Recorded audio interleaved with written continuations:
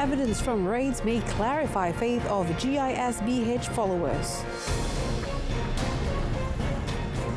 Water sector transformation to ensure ecosystem sustainability.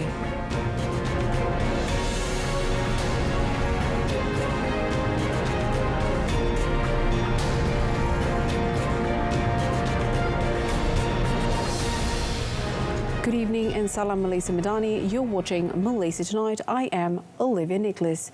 Items seized during the fourth phase of Op Global, conducted by the police and several agencies, could serve as supporting evidence in determining the faith status of followers of Gisb holding Sdn Bhd Gisbh. Department of Islamic Development Malaysia, JAKIM Director General Datin Hakimah Muhammad Yusof said this evidence would form the basis of a report to be discussed and decided upon in the upcoming session of the Muzakarah Committee of the National Council of Islamic Religious Affairs from the 24th to the 26th of September. She said the decision regarding the doctrine of the Gisbh group will serve as a guide for state religious authorities in issuing fatwas, facilitating the prosecution of the group's teachings in the Sharia court. She added JAKIM appreciates the cooperation of all agencies involved, particularly the police, in helping them compile evidence for the investigation into Gisbh. She stressed that any efforts threatening the purity of Islamic teachings would be addressed through the collaboration of all parties.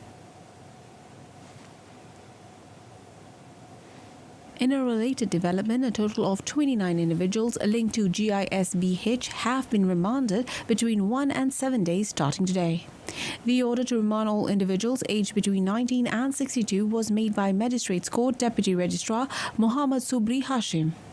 The group, consisting of 13 men and 16 women, arrived at the Sultan Salahuddin Abdulaziz Shah Court building in Shah Alam at 11:30 a.m. The investigation is being conducted under Section 31, Subsection A of the Child Act 2001, the Printing Presses and Publications Act 1984, and the Anti-Trafficking in Persons and Smuggling of Migrants Act 2007.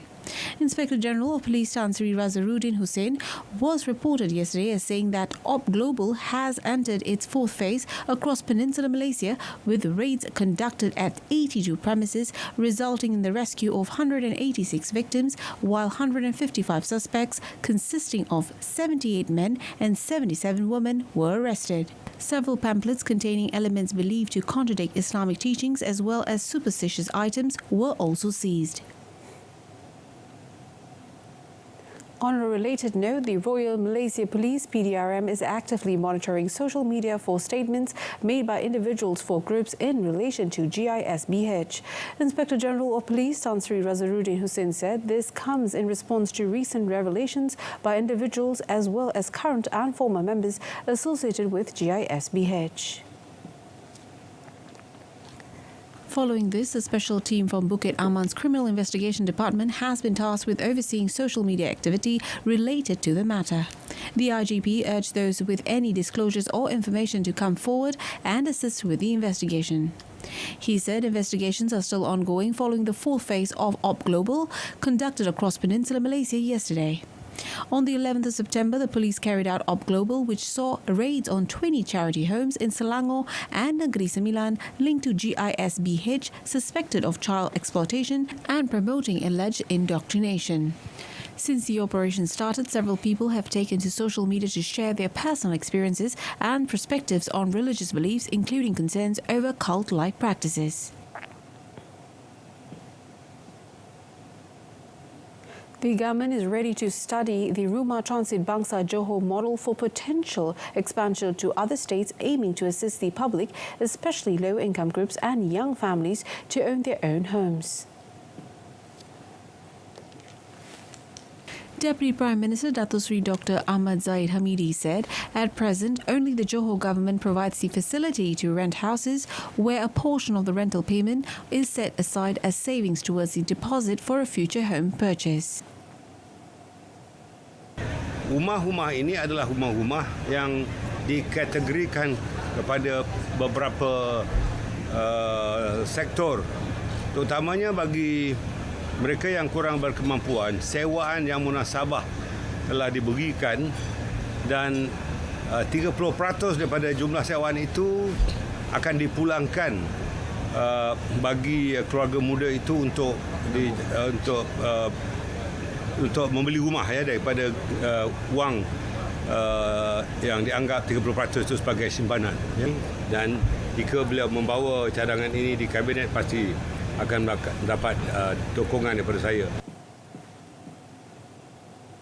Speaking after launching the Kluang Affordable Housing Realisation Ceremony, Dato Sri Dr. Ahmad Zaid noted that Johor's approach meets the needs of young families just starting out whose purchasing power is still limited. Therefore, he believes that this rent-saving scheme is a necessary approach for young people in Malaysia, and it could serve as a model for other states, particularly for housing in urban and suburban areas.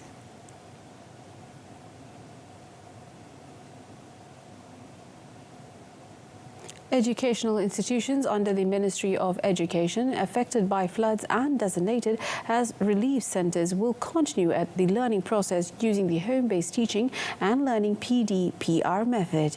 The ministry said that schools would notify the parents or guardians of the affected students regarding the matter.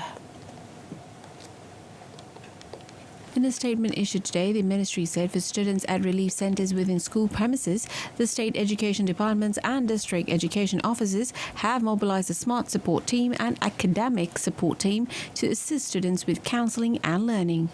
As of yesterday, 5 primary schools and 1 secondary school in Kedah were still affected by floods, while 36 educational institutions in 3 states were still serving as relief centres. They include 20 primary schools and 16 secondary schools, with 34 relief centres open in Kedah and 1 each in Pulau Pinang and Perak. His Majesty Sultan Ibrahim, King of Malaysia, has safely arrived in Malaysia after concluding 4 days of state visit to China. The special aircraft carrying the King safely landed at the Royal Malaysian Air Force Subang Air Base at 2:55 p.m. His Majesty's arrival was greeted by Dewan Rakyat Speaker Tan Sri Johari Abdul.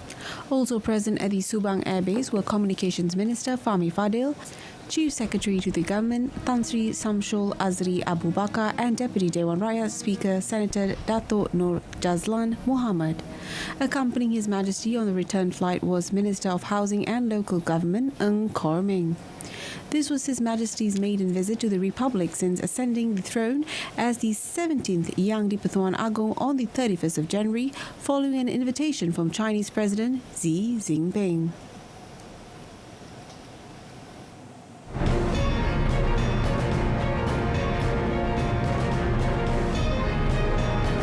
Still ahead in our business segment, Maha 2024 records over 41 million ringgit in sales.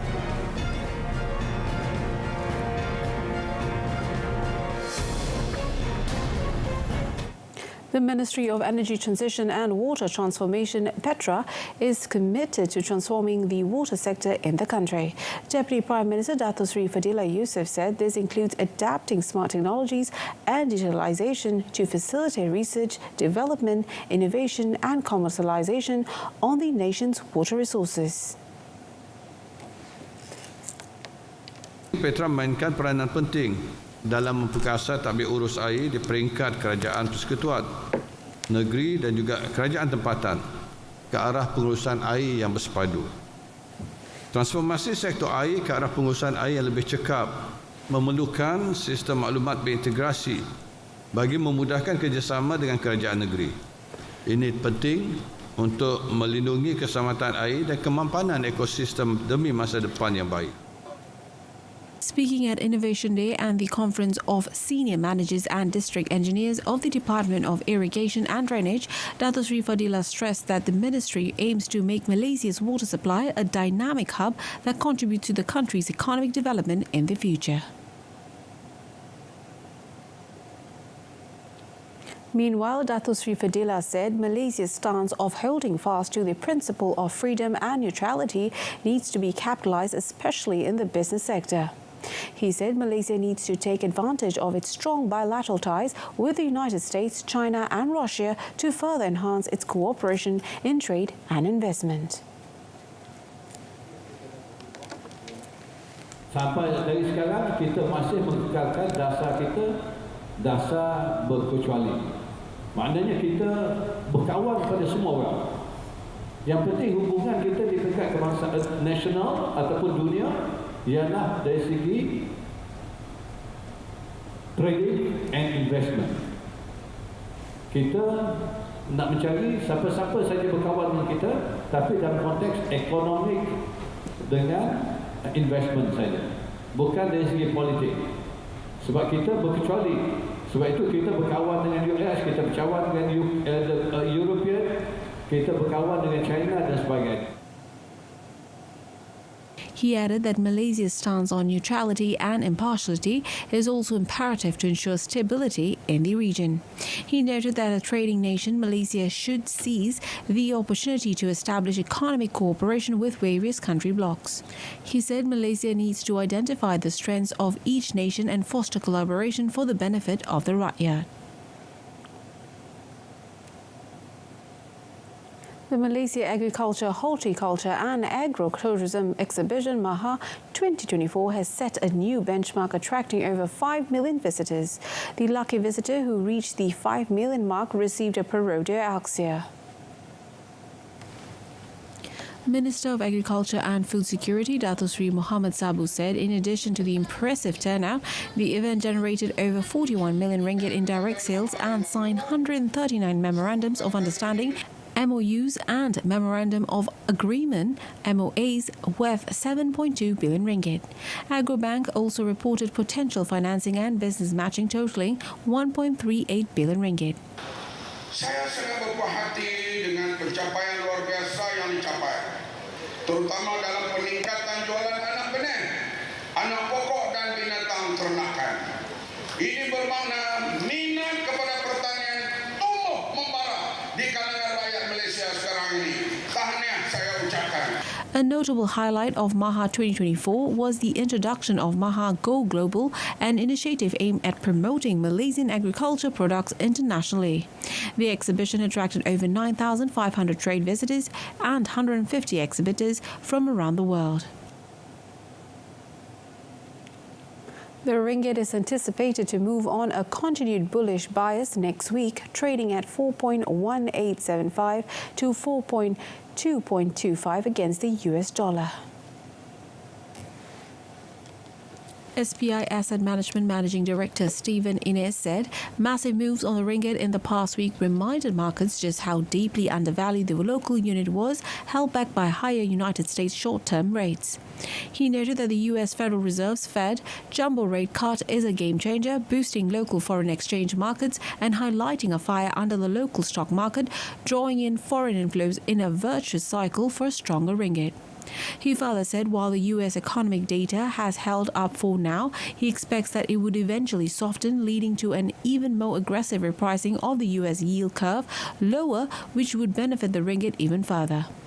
In this environment, he said any US dollar strength will likely be short-lived, quickly snuffed out by the prospect of more Fed cuts. On a Friday-to-Friday basis, the local currency traded higher against other major currencies. It rose against the euro, gained against the British pound and strengthened vis-a-vis the Japanese yen as compared to a week earlier. The ringgit also traded higher against Asean currencies. Bursa Malaysia is anticipated to trend higher next week, buoyed by optimism following the U.S. Federal Reserve's substantial interest rate cut. SPI Asset Management Managing Director Stephen Innes stated that the Fed's decision had strengthened investor confidence in the ringgit and granted Bank Negara Malaysia, BNM, the much-needed flexibility in its policy framework. He noted that BNM, previously cautious about cutting rates due to concerns over currency depreciation, now has the green light to do so.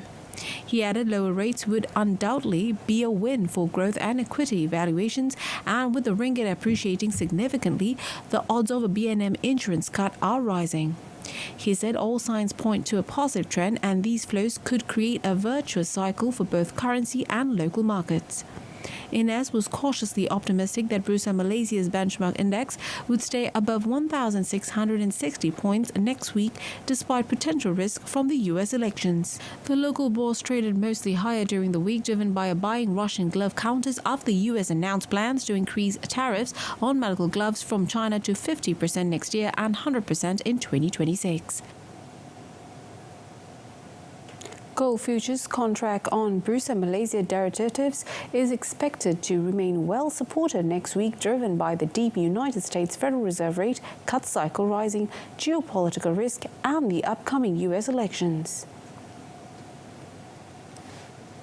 SBI Asset Management Managing Director Stephen Innes said that gold prices have experienced a significant rally, pushing them towards record highs. He explained that as emerging market central banks continue diversifying away from the US dollar and China's economic struggles boost local demand in Asia, gold is well positioned to sustain its impressive run. On a Friday-to-Friday basis, spot month September 2024 rose to $2,614.20 per troy ounce from $2,575 per troy ounce last week. Volume eased to 82 lots from 85 last week, while open interest narrowed to 44 contracts from 74 previously. Meanwhile, stronger export performance is expected to boost the crude palm oil CPO futures on Bursa Malaysia derivatives next week.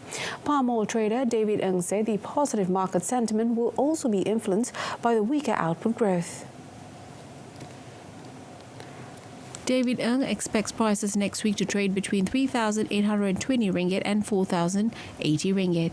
Meanwhile, Interbank Group of Companies senior palm oil trader Jim Tay expects CPO futures to trade lower on profit-taking next week in the range of 3,700 ringgit to 3,800 ringgit a ton. He noted that the stronger ringgit performance influenced the market sentiment this week. He also said physical demand came from China, India, Pakistan, West Asia, the European Union and the United States, and stocks are still plentiful in Indonesia. On a Friday-to-Friday basis, total weekly volume decreased to 368,226 lots from 422,487 last week, while open interest fell to 254,752 contracts from 259,519 previously.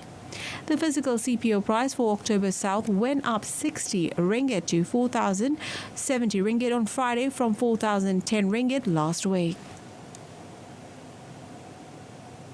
ASEAN countries must prioritize energy security by diversifying their energy sources and investing in renewable energy. Stretching from Laos, Myanmar to the Philippines, power shortage and accessibility, especially in rural areas, remain a nightmare for the people as schools and healthcare centers are grappling with power shortages.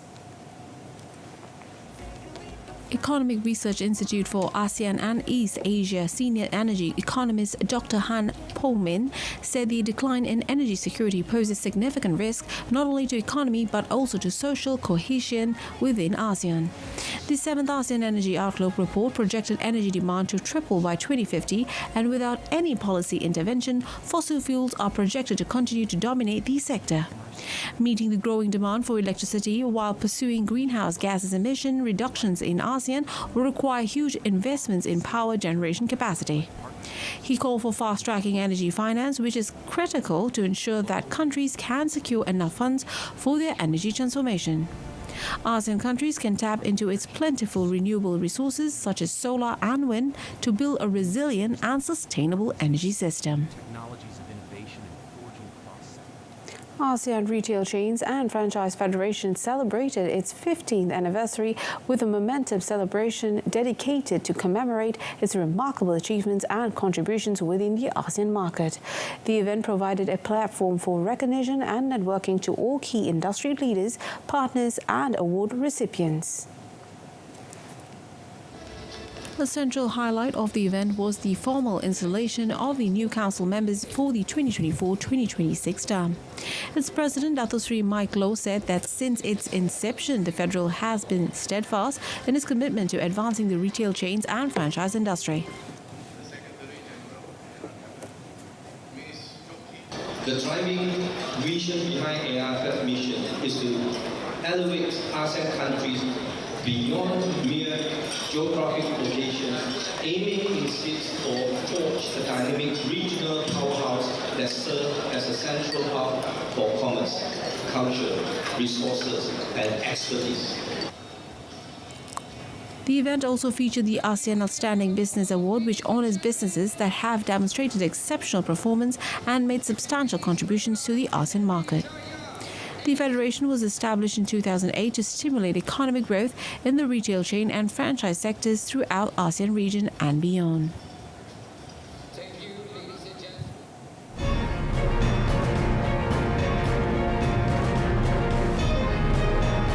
Coming up in our foreign segment, Iran blast kills more than 50 mine workers.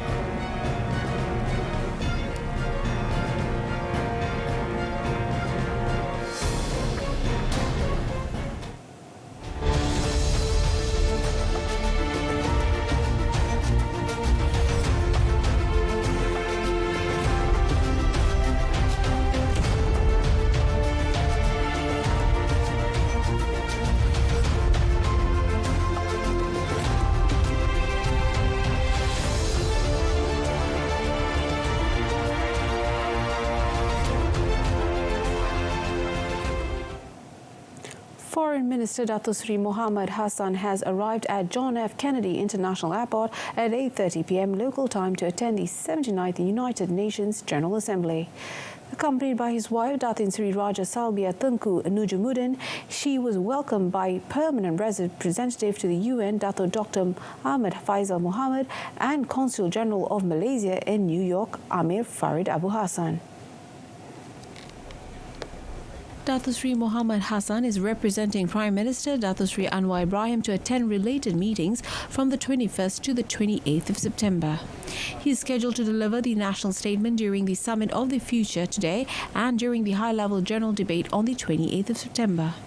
This is his debut at the annual gathering since becoming Foreign Minister in December last year.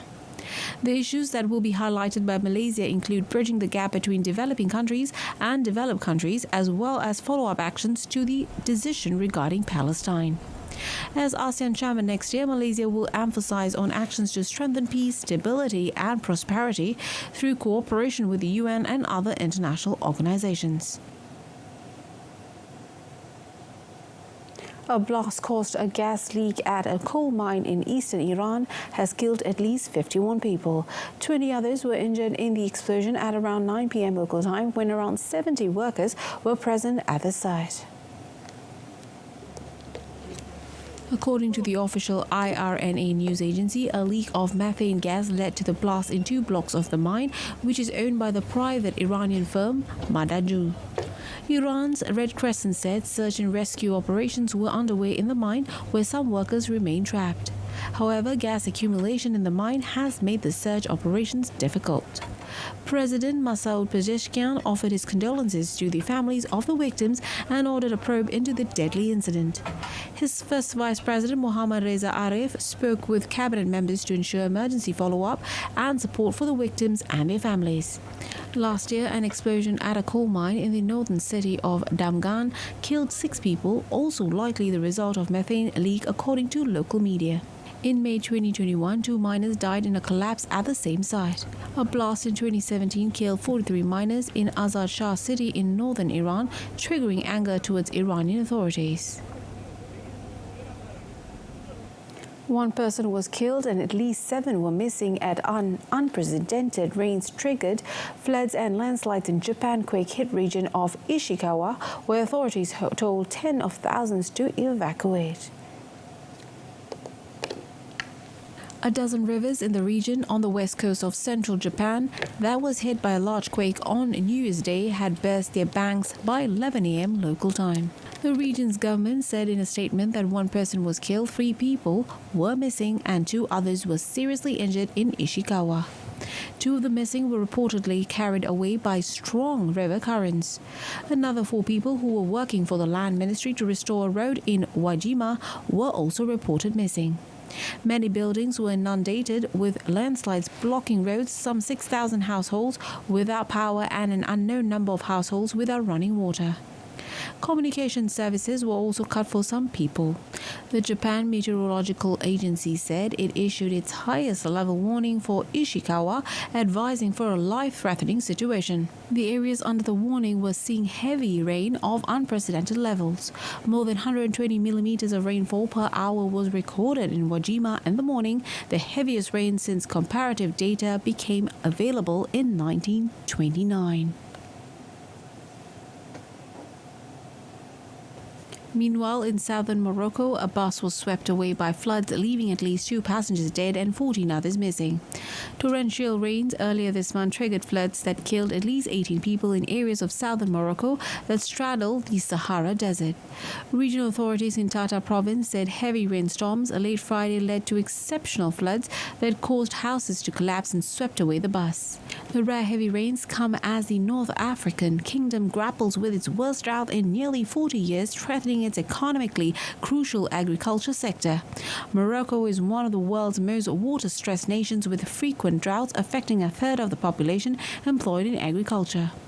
Experts say climate change is making extreme weather, such as storms and droughts, more frequent and intense.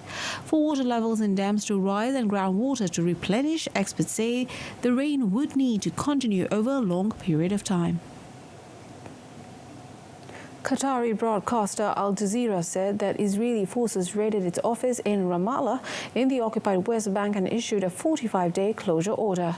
Israel's government last week announced it was revoking the press credentials of Al Jazeera journalists in the country 4 months after banning the channel from operating inside Israel. According to Al Jazeera's West Bank bureau chief Walid Al-Omari, an Israeli soldier told him that there is a court ruling for closing down Al Jazeera for 45 days.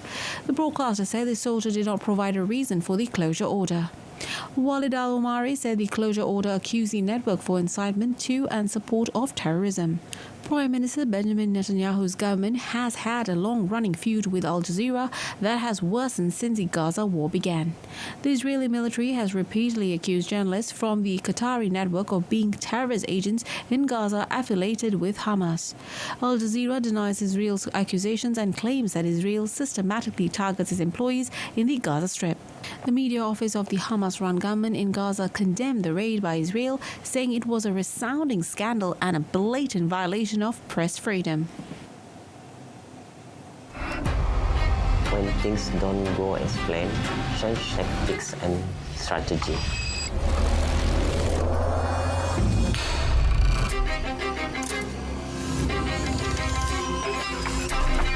Take your mark!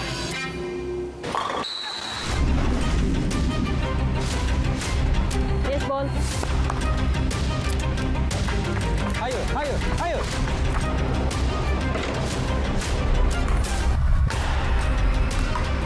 Be patient, but move quickly when the time is right. Nice! Yeah, faster, faster, faster, faster! Good player always lucky.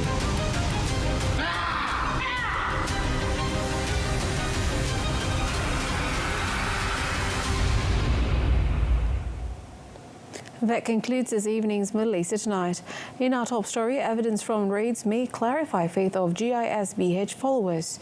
Do tune in to World Today, coming up tomorrow at 12:30 p.m. on TV2. Till then, I'm Olivia Nicholas. From the river to the sea, Palestine will be free. Thanks for watching and have a fantastic night.